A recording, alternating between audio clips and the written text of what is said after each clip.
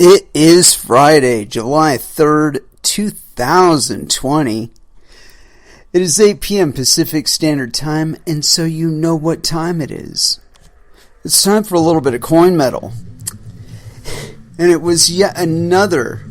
Actually, this one was a little different. This was get your ass kicked by JiuJitsu Friday.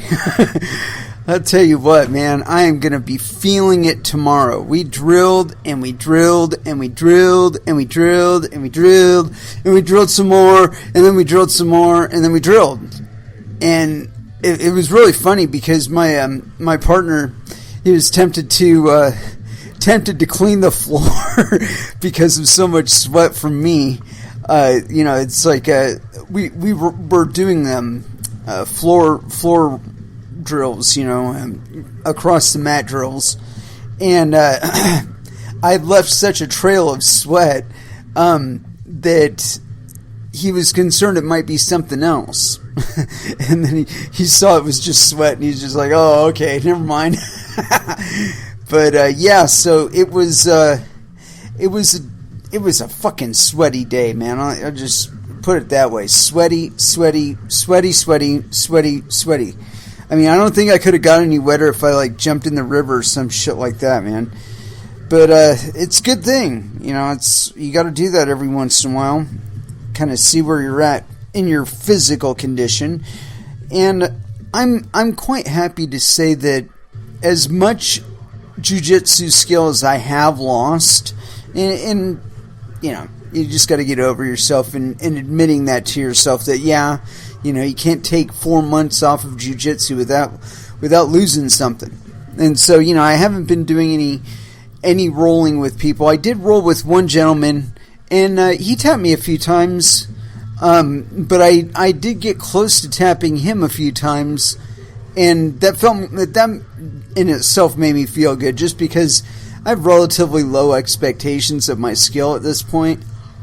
I've been off for a while, and so I don't expect I'll be doing any Valley Tudo anytime soon. But I'm having trouble getting my timing right. Because, I really like to train, really, really late at night when there's nobody around and shit. And I can just, put my headphones on, and I don't even have the lights on, And I just... There's something about that deletion of all other senses where I'm able to concentrate on just what I'm doing, and I don't have to worry about a phone call, and I'm not checking my email, and I'm not checking my Twitter or any of that other bullshit, because most of the people that I know are asleep. And that's a good thing. I think it's a thing that I picked up from working night shifts. And it always seemed like I had after I worked at HMT, I did that for a year or so, and right after dinner I would get this second wind at around 2 or 3 in the morning, and I haven't lost that. And I mean, I only worked there for a year and a half or so, but then I did the same thing at another place. When I was working in another fab where I was working at nights, and there's advantages and disadvantages to working nights, but for all the disadvantages, one of the good things about it is that you're up at night when nobody else is awake, and so trying to concentrate on stuff. If you still have a mind at that time, concentrating and producing on just a few things. It seems to work. Very, very well. And so, like I said, I've always had this second wind at about I want to say anywhere from 12 to 3 o'clock. If I'm working out at that time, I feel pretty energized. And where I think it really started was a long time ago in a galaxy far, far away. I had this gym membership, and it was the first gym membership that I'd ever had. And one of the cool things about it was there was this guy that was working there who I'd gone to high school with, and he was a very good wrestler. Very, very good. And so he had these really radical expectations as far as like working out and endurance and the kind of workouts that he was used to. They're way more advanced than a lot of other people. And so, and I knew his coach from when he was in high school, and that guy went to the fucking preliminaries for the Olympics, so it gives you an idea of how good he was. But anyway, so I had him training me at this gym, and I think I got down to like the lowest I'd been since like junior high. I got down to like 154 pounds or some shit like that. And I was just a fucking wire. I mean, a wire. But anyway, the point I was getting at then was that I would get off of work at like, I don't know, like 5 or 6. I'd immediately ride to the gym, and then I'd work out for like 5 or 6 hours. And I'd start off on the stair climber. I'd do stair climber, I'd do bike, and then I'd go and I'd work out in the weight room. And generally I would do like one, maybe 2 major body groups. You know, so like lats and triceps and pecs and biceps, and always abs. And it was kind of funny. He worked me out for the first 2 weeks, and I think he worked out with me for 1 or 2 of the workouts, and just to give me a good pace. And he did the coaching for me for like 2 weeks. It was like an orientation thing or whatever. But I was in there every single fucking day. You know, he told me what time to be there. I was there early. You know, I would start on the cardio early.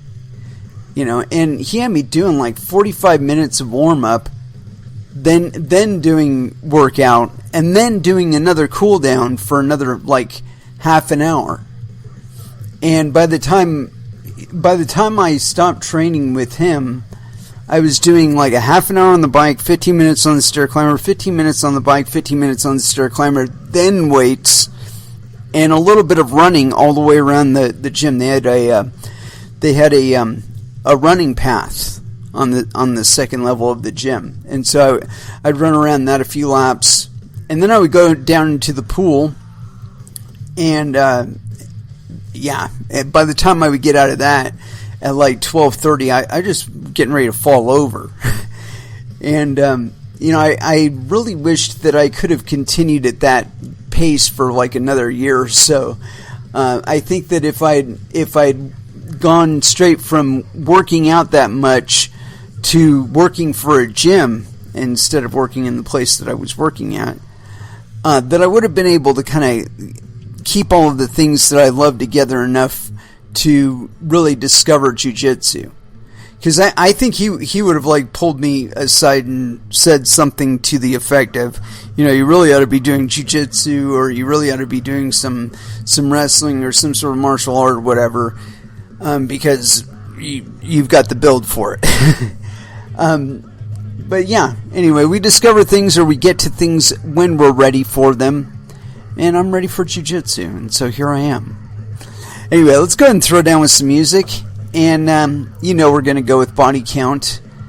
But I want to go a little bit deeper, a little bit older. I'm feeling pretty carefree today, so here it is. 99 Problems by Body Count. First Stance. Here on Coin Metal.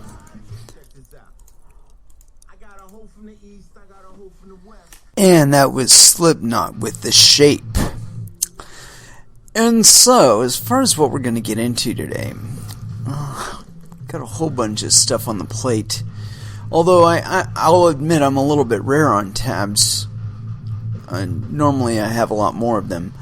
But I think it was because I caught on a couple, and I figured if I just followed through with these, that we'd get to where we wanted to go eventually. Anyway, so I got this thing, it's on CoinDesk.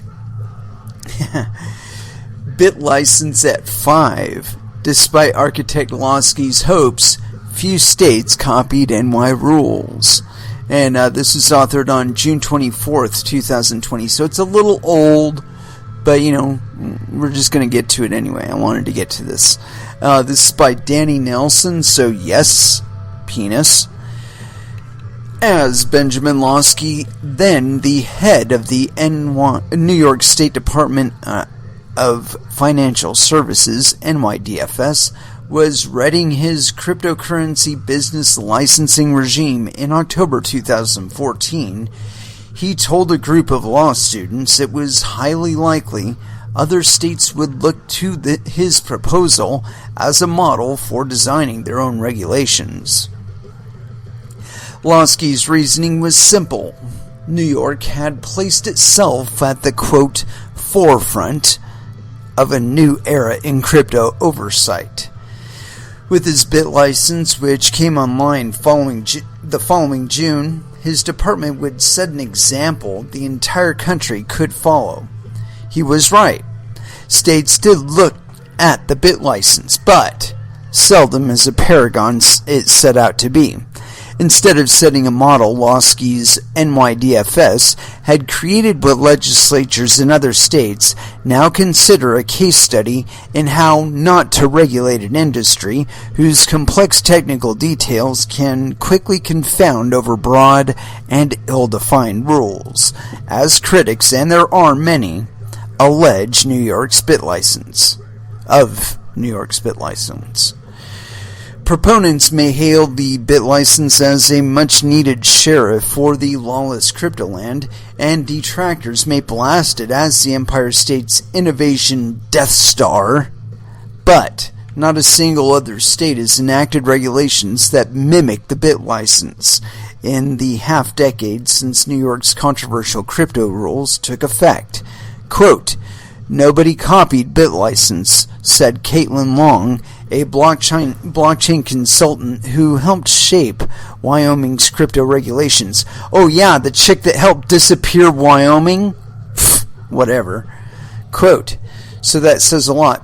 Oh, and by the way, if you want to find out more about that, I actually did an episode on that, so if you just go to my channel and type in Wyoming, you'll find it. Continuing on.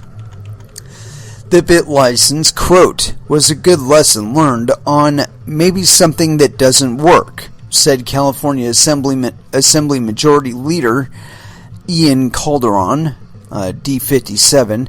Calderon pointed out that, quote, only a handful of businesses have secured a BitLicense in its 5-year history.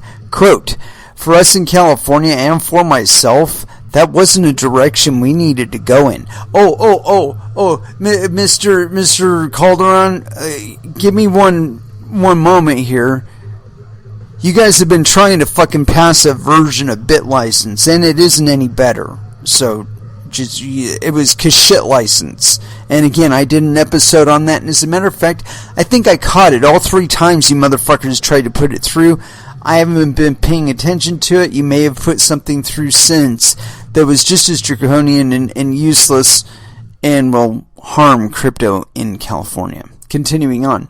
Lawsky left NYDFS in 2015 and later joined crypto hedge fund manager NYDIG, which received a BitLicense and a limited purpose trust charter 11 months after his arrival. NYDIG holds 2 of the 25 virtual currency approvals ever handed out. Oh, and mind you, Bittrex applied, and they still haven't. I don't know if they've gotten it yet, but to my knowledge, they had a investigator up their ass for 4 years auditing them, and they got rejected due to two. They got millions of fucking customers. And they had 2 issues where the person's like finances or whatever was slightly goofy, like they were in a restricted jurisdiction, and Bittrex took care of it. They kicked the motherfuckers out. But no, because they managed to secure at least a preliminary membership to Bittrex, the NYDFS's agent in who was investigating them for giving them a BitLicense rejected them on those 2. But Ben Lawsky's fucking NYDIG comes along and, oh, no problem, got you a bit license. I predicted that would fucking happen while I was reading the thing. I said that it made the head of the NYDFS basically like king of crypto in New York. And that one entity, that one person, could just wave a magic wand and give whoever they wanted a bit license. And that is exactly how they have utilized and how they have used this position in crypto in New York. Anyway, continuing on. Olosky did not return a CoinDesk request for comment. A basic philosophy. Most everyone agrees with the BitLicense basic philosophy. It's better to raise some bumpers around this still young industry than it is to leave crypto operators completely to themselves. Completely incorrect, but continuing. In that regard, New York has indeed impacted the trajectory of the state's legislation. Representative Mark Wright, R77 of the Louisiana House of Representatives, told CoinDesk that New York demonstrated, quote, that it was safe to get in the water of regulating crypto businesses, which it really isn't, which he believes to be a helpful step towards legitimizing the industry. No. We already did that without your help. If a state like New York could make the jump, then Louisiana could do it too, he said. But his successful bill, it comes into effect August 1st, has more in common with the Virtual Currency Business Act, VCBA, published by the Uniform Law Commission than it does with the BitLicense. Wright noted that he was unaware of BitLicense's surly reputation except for its tendency to impose very high fees. VCBA is another example of standard-setting initiatives in the crypto space. According to Peter Van Valkenburg, Director of Research at the crypto advocacy nonprofit Coin Center, quote, it's an alternative, if you will, to the BitLicense approach, he said. Yeah, you know what? It doesn't fucking matter. Continuing on. Published in October 2017, VCBA provides crypto-conscious lawmakers with a series of licensing definitions, consumer protections, investigatory protocols, and fee structures. It's a toolbox for building crypto licensure regimes and possibly a unifying force if all 50 legislatures adopt it. That was enough to get Van Valkenburg and Coin Center's attention. Quote, we were worried VCBA would look like BitLicense, he said. A key aspect of their fear was how VCBA would define, quote, virtual currency business activity, one of Coin Center's arguments against the BitLicense. The BitLicense mandates that any person, quote, who 1, moves virtual currency for financial purposes, and number 2, retains custody of other people's virtual currency, number 3, buys or sells virtual currency as a business, or number 4, exchanges virtual currency as a business, number 5, controls, issues, or administers virtual currency, must receive licensure to do so legally in the state of New York. Yeah, and they still can't enforce that shit either. Van Valkenburg argued this definition sweeps up activities he said have no business being regulated by the BitLicense, such as the Lightning Network node runners. That's not correct. That is absolutely incorrect. And I'll tell you why. Bitcoin miners, no.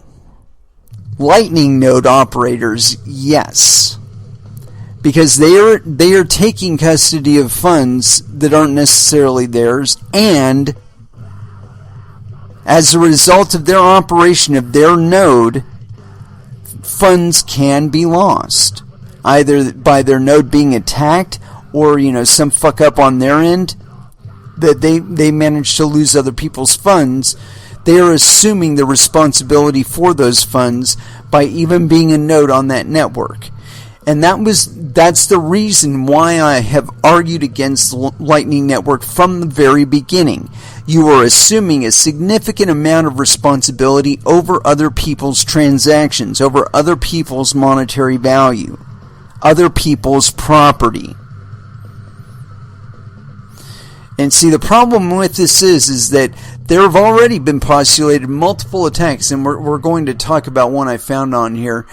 There have been postulated multiple attacks on the Lightning Network, and all it takes is one of those, just one, to succeed on a payment channel and manage to take down one, if not multiple, wallets, nodes, at the same time.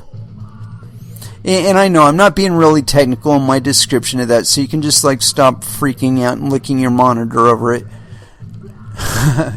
But the fact of the matter is that you're holding your funds and other people's funds in a susceptible state. You're assuming the responsibility over those funds while they're in your payment channel. And so, that's a place where you're going to see regulation. And so, yeah, it's like I said, it's only going to take one significant attack that sucks up a lot of people's Bitcoin, a lot of people's monetary value, and there's going to be a complaint. And after that complaint, there's going to be a requirement that if you're operating as a node on any second layer, tertiary layer bullshit, that you be licensed with your state or you be licensed with some other entity. Now, this idea that you're going to license Bitcoin miners or other cryptocurrency miners, complete and utter bullshit. It's not going to fucking happen.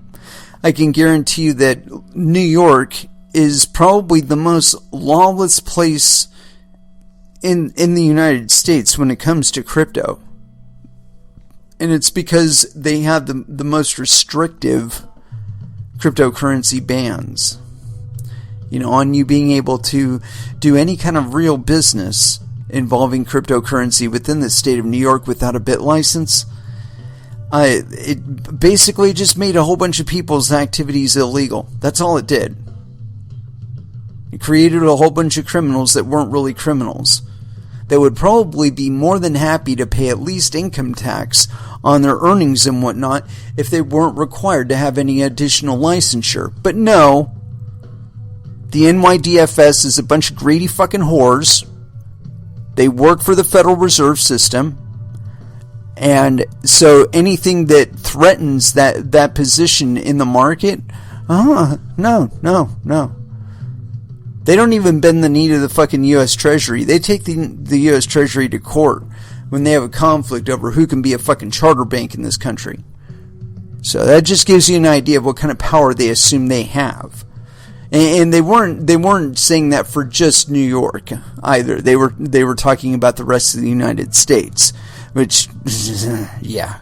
There's nothing in the Constitution that says the Federal Reserve or the NYDFS has exclusive ability to determine who can be a charter bank in the United States. Not a single shred of any kind of text that suggests that. Anyway, continuing on. Let's see. Business being regulated by the bit license, such as Lightning Network node runners, which I believe they should be. Bitcoin miners, which I don't believe they should be, and federated peg atomic swap members. Oh, those guys definitely should be, because they're not only the arbiter of your funds, but they're also managing the peg. And I don't care what the mechanism or the magic is behind this peg. The peg is impossible without direct manipulation. Period. I don't give a fuck how. Again, I don't care what the automatic little magic behind the scenes is. It still takes somebody to initiate it. It still takes somebody to determine if action is actually required and what type of action would be required and under what conditions that action would be required. And because of that, it's got somebody responsible for determining the conditions that is not you. And as such, they are a third party. And as such, they are assuming the responsibility over your funds as a third party. Continuing on. If the ULC's model law followed BitLicense's sloppy definition, then he feared other states might also adopt this judicious rendering of, quote, virtual currency business activity.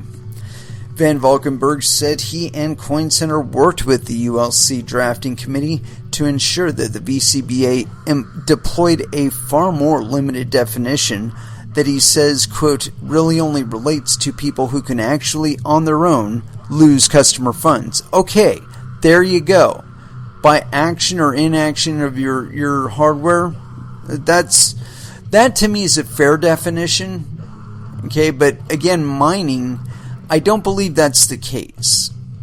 Only because the mining is happening publicly, so it's not something where you are actually trusted to be the sole arbiter of whether or not the funds are lost.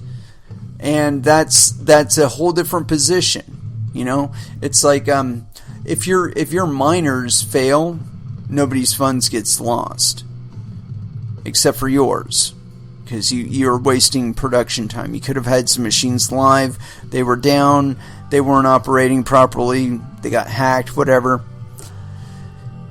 That's the only loss that's experienced. Your Lightning node fucks up, and you can lose your funds and everybody's funds that was associated with that payment channel. So again, it's a whole different position. Continuing on. That's important in avoiding the Quadriga situation, he said. Yes. Let's see here. Even so, it's not a clear definition of business activity was the one thing keeping the bit license from national proliferation. No, it isn't. There's a whole different reasoning behind the bit license. The bit license was specifically meant to keep crypto out of New York, and it has served that function. Its sole reason for existing was to make it to where only people who were already rich could afford to participate in crypto within the state of New York, and with any customers from New York or in New York or whatever. Continuing on. Losky himself stressed in 2014 that the NYDFS would mostly focus on regulating businesses with custody over customer funds. Only a handful of states have considered versions of the VCBA, and just two, Rhode Island and Louisiana, have enacted even part of its language. In numbers alone, VCBA hardly sets more of a standard than the bit license. Precedent rules that neither the VCBA nor the bit license have substantially influenced state-level crypto regulation speaks to the relative unpopularity of the supposedly precedent-setting regulations, said Long, the Wyoming blockchain consultant. She explained that representatives often look to larger states for precedents, in part because, as part-time lawmakers, lack the robust legislative research staffs, their full-time counterparts from states such as California and New York can more readily afford. Only 9 states have full-time legislatures, according to National Conference of State Legislatures. Long said, quote, what happens is that states will tend to copy each other's legislation precisely because they don't have their own staff. And so, when one state takes the lead on something, the other states will frequently follow by copying it. And we've seen that many times with Wyoming laws, but nobody copied that with BitLicense. Some tried. California lawmakers have considered multiple crypto bills. One even submitted a carbon copy of an early BitLicense draft, said Van Valkenburg, the Coin Center policy expert. But the 2015 effort quickly failed, as have almost all subsequent Californian crypto initiatives. California also attempted to pass the VCBA recently.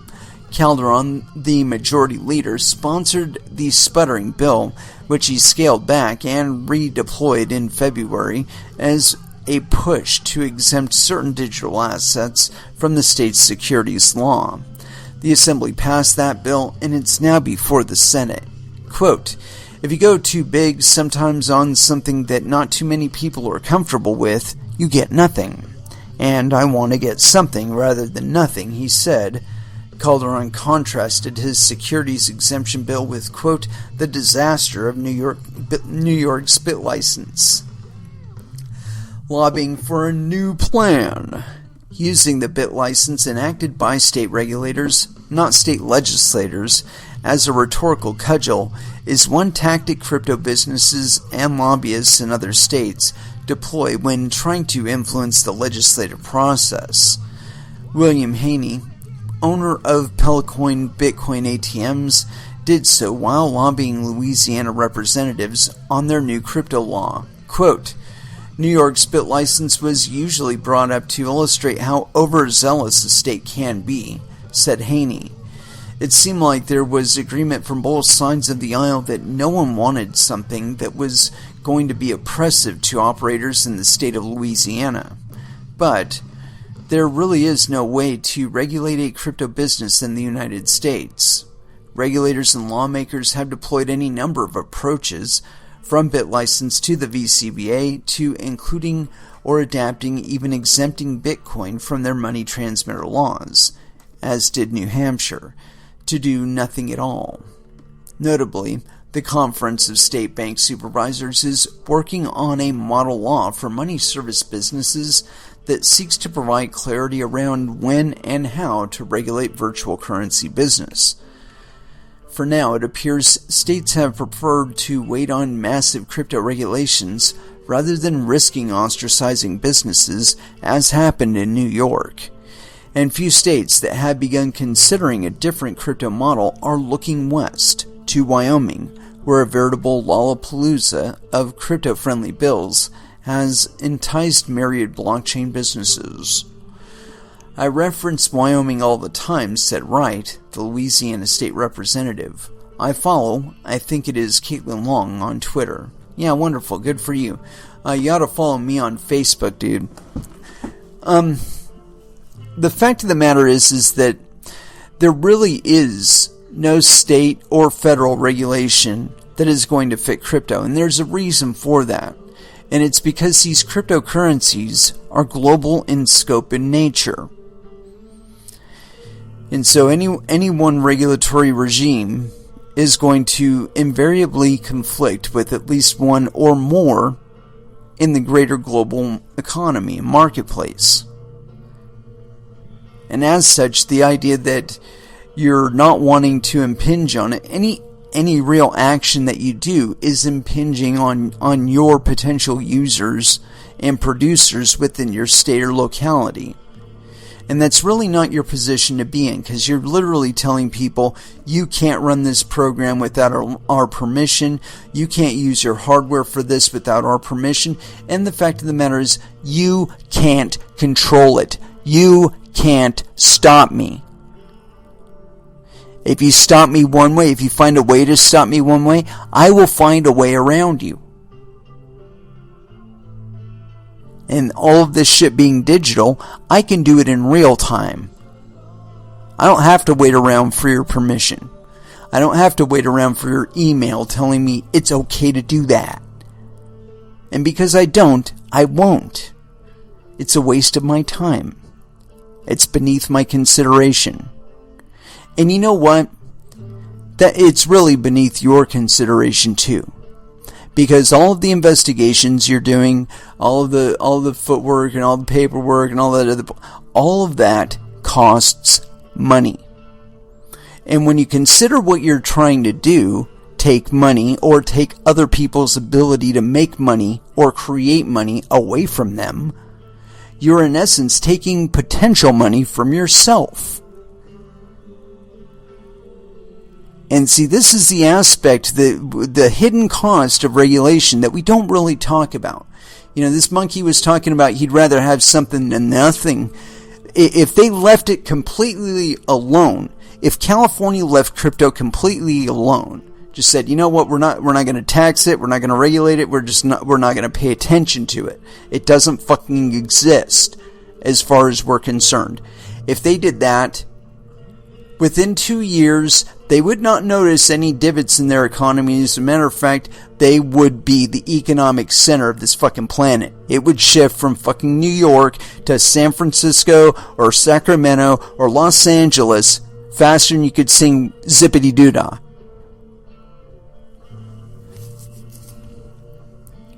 And this is the approach to take. Because this doesn't have to be any specific place. This isn't fucking oil. This isn't nuclear. This isn't coal. This isn't gold mining where it's only in a limited number of places and you've got those little containment points.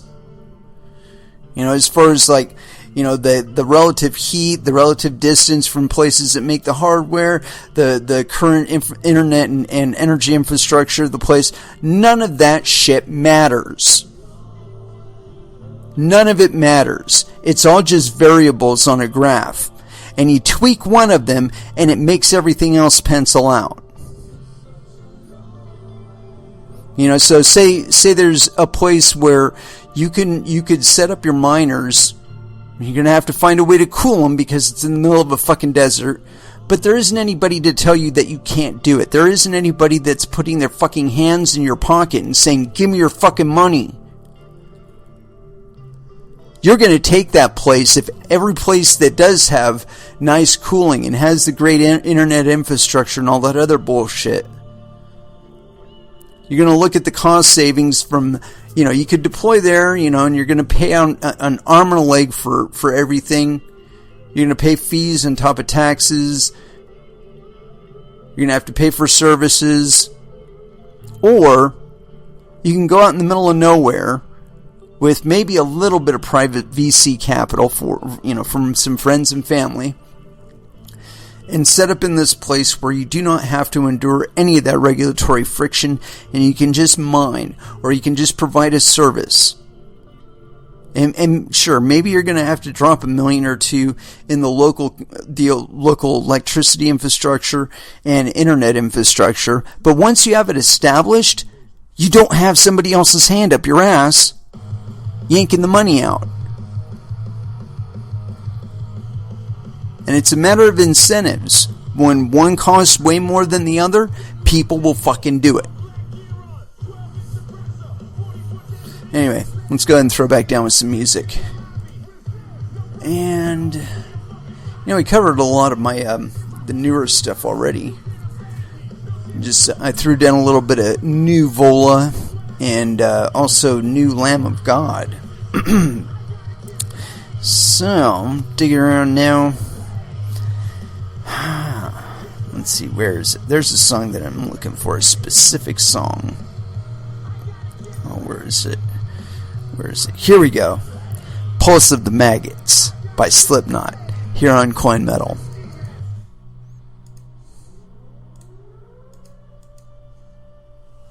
And that was Skindred with Nobody. And so, as far as where we're going next, got a few tabs set up here.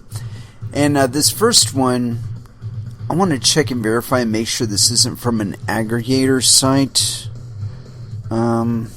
which it may have been. Let me check something really quick here. Okay. Oh, wow. Okay. So this is exactly what we were talking about here. And this is authored on June 26, 2020, so there is a chance that we might have already covered this subject. But I think it's important to cover things in context. And so this one's by... I don't think we've actually read this article or read about this specifically. I don't know. We'll find out. This is by Andrei Shevchenko. Anomaly on Bitcoin sidechain results in brief security lapse. Let's see here. And so, yes, penis, Andrei. Alright. A malfunction in Blockstream's liquid bridge from Bitcoin resulted in a Blockstream-owned 2 of 3 multi-sig contract briefly controlling over 870 Bitcoin worth $8 million. It was discovered on June 26 by James Prestwich, founder of blockchain software development company Summa, which contributed to the TBTC project, whatever the fucking TBTC project is. According to his findings, the spending script for the transaction was configured so as to transfer control to a simple 2 of 3 multi-sig contract after 2015 blocks, or about 2 weeks. While this is intended behavior, this is only meant to be triggered as a last resort if the Liquid network were to collapse, as explained by its documentation. Prestwich found the issue just as the waiting period expired, which created a window of about 30 minutes, or 3 Bitcoin blocks, during which the emergency multisig could have taken control of the money. This did not result in the loss of funds, as the emergency multisig is held by Blockstream.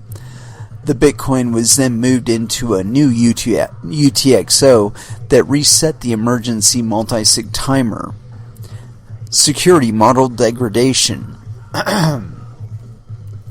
The Liquid network is much more centralized than Bitcoin and many other blockchains, as it is validated by a relatively fixed and opaque federation of business entities, primarily exchanges. The Federation also holds custody of the Bitcoin used in the Liquid bridge, as that is the easiest way to peg Bitcoin to other chains. Normally, funds are redeemed through a more distributed 11 of 15 multi-sig contract, which is signed by the Federation members.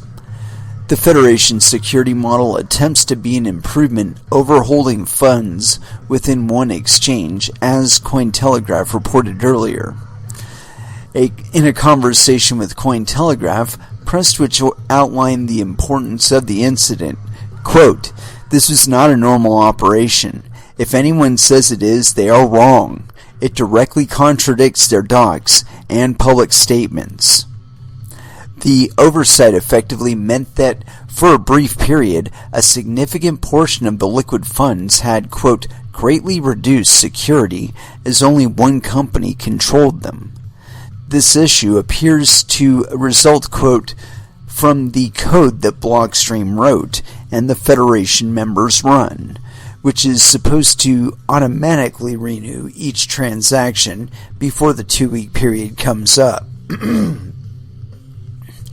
Commenting on behalf of the company, Neil Woodfine, Blockstream's director of marketing, told Cointelegraph that, quote, "This is a known issue caused by an inconsistency between the time locks used by Liquid's functionary HSMs and the functionaries themselves." He added that the amounts involved are usually small, but due to the growth of the Liquid network, this issue hit a large UTXO. Hardware security modules, or HSMs, are physical devices for which, quote, coordinating updates is very difficult.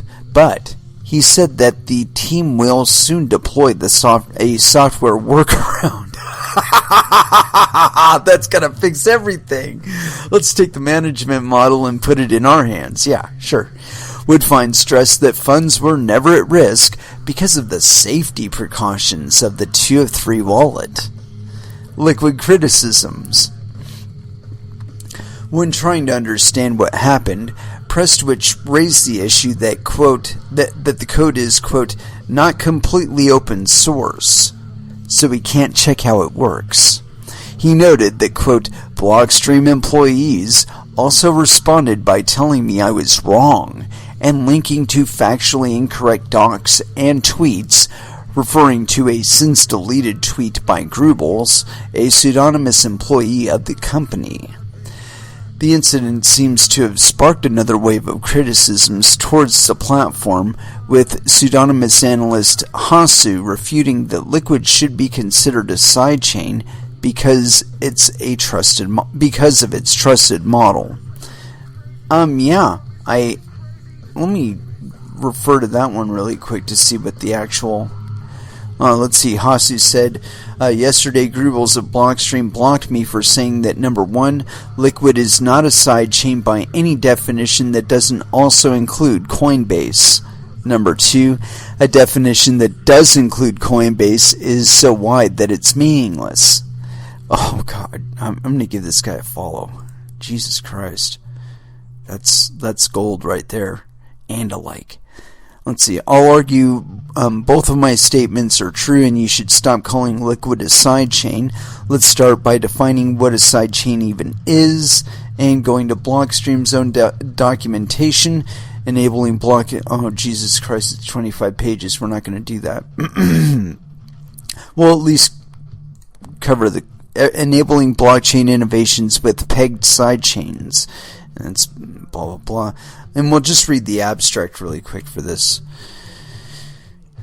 Since the introduction of Bitcoin, Nakamoto 09 in 2009, and the multiple computer science and electronic innovations it brought, there's been great interest in the potential of decentralized cryptocurrencies. At the same time, implementation changes to the consensus-critical parts of Bitcoin must necessarily be handled very conservatively. As a result, Bitcoin has greater difficulty than other internet protocols in adapting to new demands and accommodating new innovation. No, only Blockstream seems to have a problem with that. We propose a new technology, pegged sidechains, which enables Bitcoins and other ledger assets to be transferred between multiple blockchains.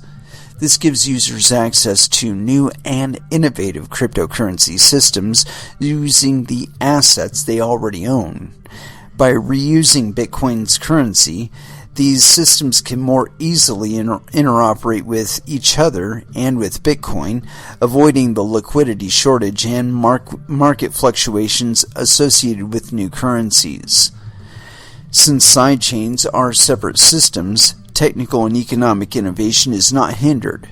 Despite bidirectional transferability between Bitcoin and pegged sidechains, they are isolated in the sense of a cryptographic break or malicious design in a sidechain. The damage is entirely confined to the sidechain itself. This paper lays out our pegged sidechains, their implementation requirements, and the work needed to fully benefit from the future of interconnected blockchains. Yeah, so that's as far as we're going to go with that bullshit. Continuing on Hasu's thing here. A sidechain was first introduced as, quote, technology to support the movement of assets between blockchains with the two key properties. Number one, only the current owner of a coin can withdraw it. Number two, the withdrawal of a coin cannot be blocked. In short, it should be trustless. The goal was to implement this with a bidirectional peg. To do this form of peg out, Bitcoin needed to be able to verify the other blockchain's proof of work. This capability would have required a change to Bitcoin that later turned out to be infeasible. Now you could think that the idea of the sidechain died altogether with the hope of this script extension, but this is not what happened. Blockstream simply relaxed the definition of a sidechain so it no longer needs to be trustless. They did this by launching Liquid with a closed federation of 15 block producers rather than the open proof-of-work chain. In this system, 11 of 15 operators can steal your coins at any time. Further, there's a second federation of 3, think admin keys, after consensus is stalled for 2 weeks.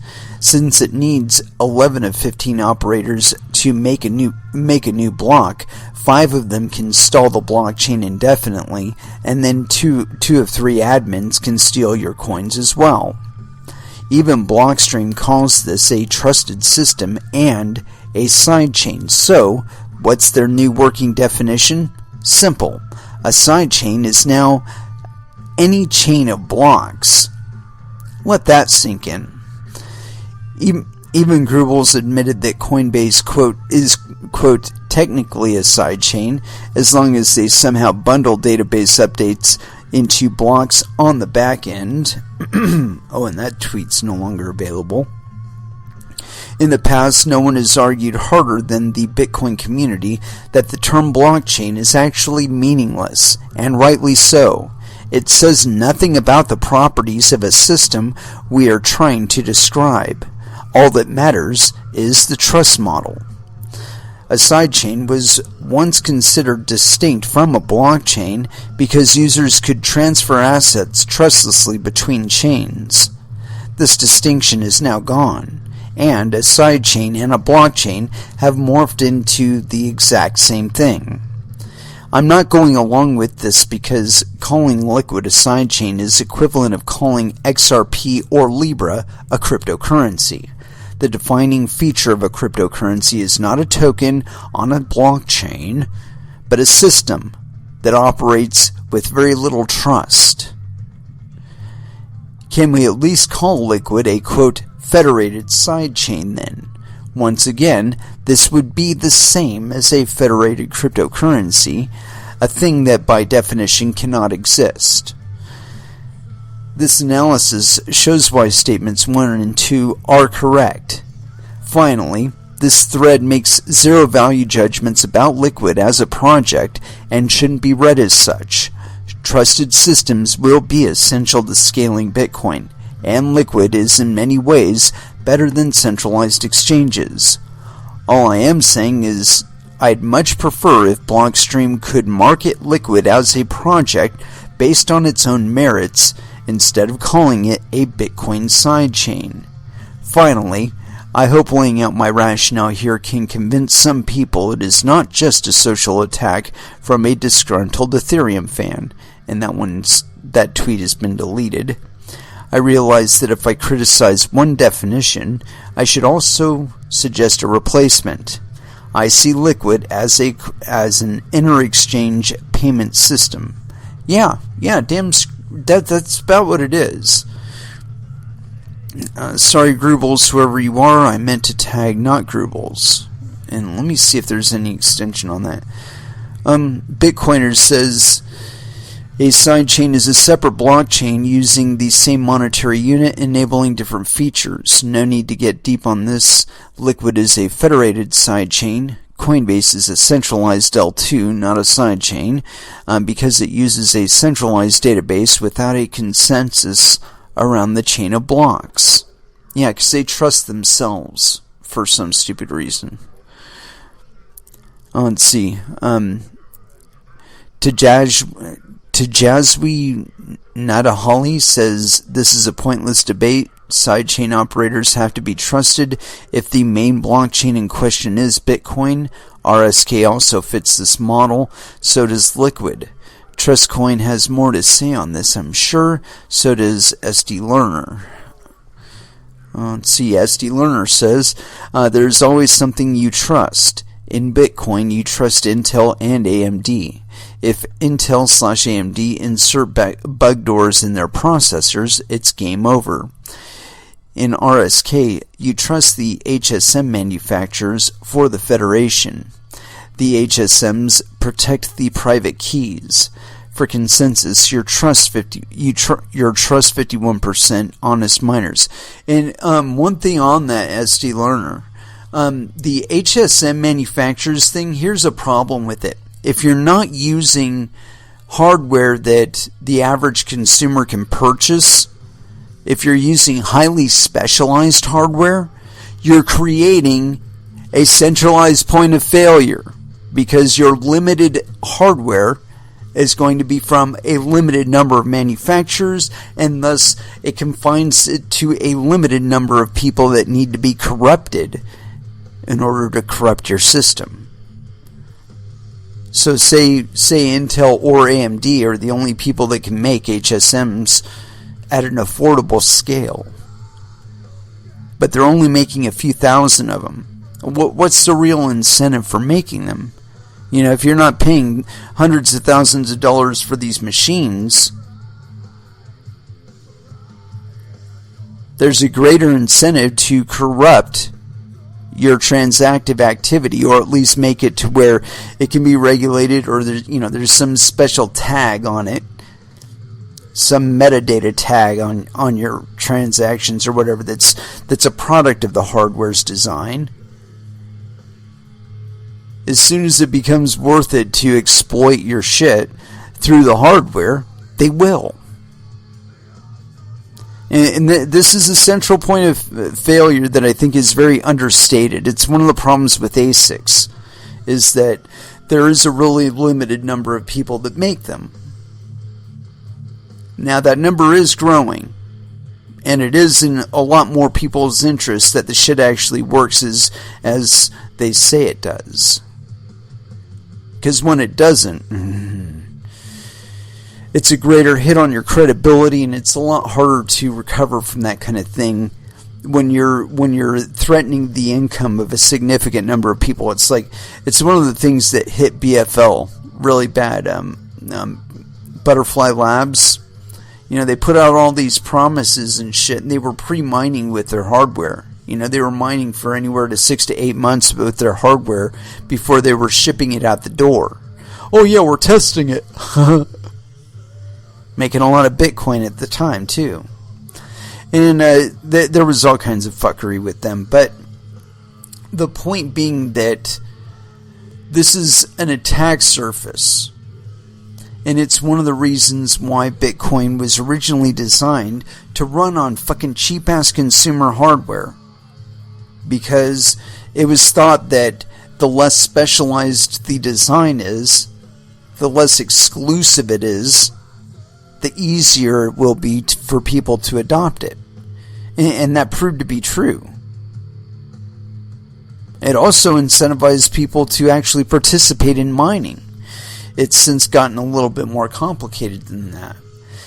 But I think just like the attack surfaces to be experienced on L2 stuff, I think that again is going to be experienced to such an extent at one point or another. Somebody's going to hit on some big exploit at a time, like that transaction that we were talking about earlier where it was down to a 2 out of 3. I mean, if two of the entities in it decided they wanted to collaborate and they wanted that $9 million worth of Bitcoin to themselves, and say, hey, yo, I'll split it with you if you pull this with me. Let's sign off on this bad boy and cash out. Imagine if that was like $9 billion worth of Bitcoin that was circulating in that channel. And one of them decided, hey, or two of them decided, now's the time. There's this opportunity before this transaction expires. Let's go ahead and sign off on it and claim the Bitcoin for ourselves. We'll make so much money off of the transaction that we can afford to be bribing senators and congressmen and all that shit until the day we die. And still live really rich.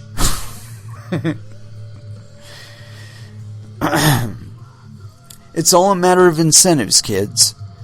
There's only a few $1 million on the Lightning Network now. And in the liquid channels, there's a few $1 million. But it's not really worth it to take the hit. Because you would be taking a credibility hit. But you could just as easily hire a third-party contractor to take care of it for you. But yeah, so let's see here. Rusu says, what is the true influence of Blockstream over Bitcoin Core, and how much did they shape the Bitcoin as we know today? The response, no more influence than any other network participant over the years. Blockstream projects are on top of Bitcoin, not the other way around. They're a net positive and can never be a net negative. That's bullshit, dude. That's bullshit. Let's see. Diclil says no influence, yet we have 1 megabyte block size, and Blockstream employees were the only ones in favor of such. Yeah, damn Skippy. Oh, look at this. There's a list. Developer Gavin Andreessen, employer MIT, says 8 megabytes or plus. Mike Hearn, Google, now Venumens or Venumeris, 8 megabytes plus. Mini Rosenfeld, Israel Bitcoin Association, Bitcoin says tentative 8 megabytes plus. Jeff Garzik, BitPay now, Devigen Space or Done Vegan Space Systems wants 2 megabytes plus. And then let's see, Peter Todd says 1 megabyte. Luke Jr. And actually, I guess Peter Todd is working for Viacoin et al. He wants 1 megabyte. Luke Jr. wants 1 megabyte. And then the rest of them, Blockstream co-founders, all want 1 megabyte. And then, let's see, LAN WJ MIT wants 1 megabyte. So anyway, it looks like the majority of the people on here are Blockstream people that want 1 megabyte. Everybody else, like the original guys, like fucking Gavin Andreessen, Mike Hearn, Jeff Garzik, these guys were all like, you know, you want to talk about fucking Bitcoin OGs? These guys are like OGs of OGs. And they would all rather have an 8 megabyte, or at least Jeff Garzik limits it to 2 megabytes plus. You know, so at least 2 megabytes. Everybody else wants at least 8 megabytes. I think that would be an appropriate block size limit for Bitcoin at this point. But I think that even if it went up to 8 megabytes, the transition, the need for a transition up to a 16 megabyte block would not be very far off, and it's entirely feasible. They've done tests on the network that have suggested that even at current, and this was back, I think, probably a year, maybe even 2 years ago, meaning that it could be even better now, that they were saying that they could support, I think it was up to 32 or 64 megabyte blocks on the existing Bitcoin network without any real issue. And of course, this is a computer model, and things might be different in real life, but I believe that if you were to increase that incentive, the potential of getting 8 megabytes worth of fees as opposed to 1 megabyte worth of fees, it greatly enhances the incentive and the desirability of having better internet in your locality, a better electrical grid in your locality, incentivizing miners to want to set up in your locality. You know, this is what makes the whole thing happen, is incentives. It's got to be worth it. If it's not worth it, the money will go elsewhere. The investment will go elsewhere. The fortunes will go elsewhere. And this is a kind of a unique market in that you really can't abuse people the way that you can in fiat markets, because the limitations on where the monetary value can go do not exist here in crypto that exist in legacy markets. And I would dare say that they will never exist, or at least never be fully effective within crypto. That if there were ever any real way to contain or limit it, that the people that are interested in it, that are outside of that zone, would find another way to do it. You know, again, this stuff started on computer hardware circa fucking 2008. Because it started in 2009, but, you know, 2008 was the hardware, the year manufacture of the hardware, the earliest it could have been for participating in Bitcoin to begin with. And so when you look at it from that perspective, you know, maybe a loose tablet on your fucking desk right now could do some sort of mining. Maybe not specifically Bitcoin, but fuck, maybe Doge. Maybe something else that's really low demand out there. as far as like what the difficulty is on it. And again, this is a factor of Bitcoin and cryptocurrencies that is really understated. And I was looking through this thread here by Hasu, and one of the reasons why Lightning or Liquid Labs or Liquid, the people that are running Liquid, why they talk about Bitcoin or their project being in terms of a Bitcoin sidechain, it suggests that they are the only people that can do it. It's just like Blockstream being the quote-unquote only people that can do implementations of Bitcoin. This isn't true. The fact of the matter is Bitcoin is what we choose to mine.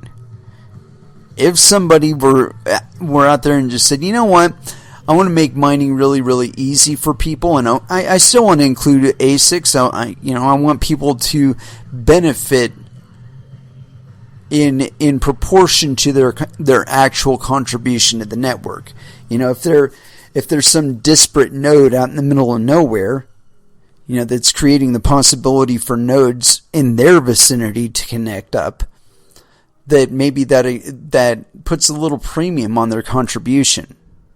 Again, it's all relative to your actual participation. And I think as participation becomes easier, and I think there'll be a trend as far as like the development of new altcoins. I think that people are going to be looking at that perspective of cryptocurrency again that started with Bitcoin, where we just did it organically. Somebody contacted somebody else on Twitter, some developer that they knew, and said, "Hey, would you be interested in participating in my project?" And they say, "Sure, but I want some coins." And okay, here's some coins. Or, I'm guaranteeing you 20,000 coins or whatever. Something for your contribution to it. But then after that, launching it out there, it would be based on what your actual contribution is to the network itself. I think that's really where we are going to be going in the future, and it's not a matter of policy derived thing. It's just my feeling as far as how things can develop is basically what will determine how they will develop. And as I see it, there's no real feasible way to permanently inhibit people's participation without your permission. Because that's true, don't even waste your money. Don't even waste your time trying to regulate it. Ignore it. Because it's going to create all kinds of economic activity in your area, in your locality, that will inevitably increase the amount of taxes that you're receiving from other things. People that can't afford cars don't buy cars. So you're out registrations, you're out fuel taxes, you're out insurance tags and shit like that. So, if the people have the money, though, to buy a car, chances are they're going to actually register it. So that's a registration fee for a new car in your pocket that didn't exist before. And, of course, they're going to want to insure it. So whatever deal you got worked out with the insurance agencies, even just their income taxes, that goes up too. But see, none of that economic activity happens if people do not have the money. So rather than trying to reach into people's electronic wallets and seize some portion of their funds, or snag some bit of it while they're transacting or some shit like that, rather than trying to throttle the egg out of the chicken, let the chicken produce fucking chicks that will grow into chickens and increase your fucking economic base. And this is the time to do that, because the desperation is going to cause people to get really fucking serious about the security and ownership of their funds. And if you leave them to it, they'll have money to do things like contribute to your political campaigns. But if they don't have it because it was already stolen by the state via taxation and fees and registrations and all that other bullshit, they're not going to have it to contribute to you. Simple as that. Anyway, let's go ahead and throw back down with some music. And I got some Pantera going. And I think this song does kind of describe what we were talking about. And as soon as this program unseizes, there we go. I'm going to go ahead and throw this one down. Pantera, Clash with Reality, here on Coin Metal.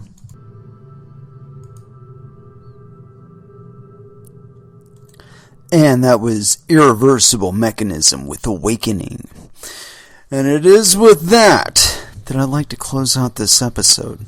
Thank you very much for listening. I certainly do appreciate the support. We will be back again on Monday at 8 p.m. Pacific Standard Time. And so until then, I want y'all to trade safe. Do your homework. And watch out for your own bunghole, because nobody else is going to do it for you. Also, be safe out there. The temptation is to go big or go home. We know this. Be casual on your drinking. Hand your keys to somebody else if you're too drunk. Be safe out there, kids. You gotta do it. Anyway, so, don't blow anything off. Don't drink too much. Or if you do, make sure that you can crash out where you are. And so, as far as our last dance is concerned, I haven't picked anything out, of course, because I just don't do that. But I am narrowing it down. And so, let's see here. I think this one will work. Clutch, Escape from the Prison Planet, Last Dance, here on Coin Metal. Thank you again for listening, and y'all have an excellent weekend. Good night.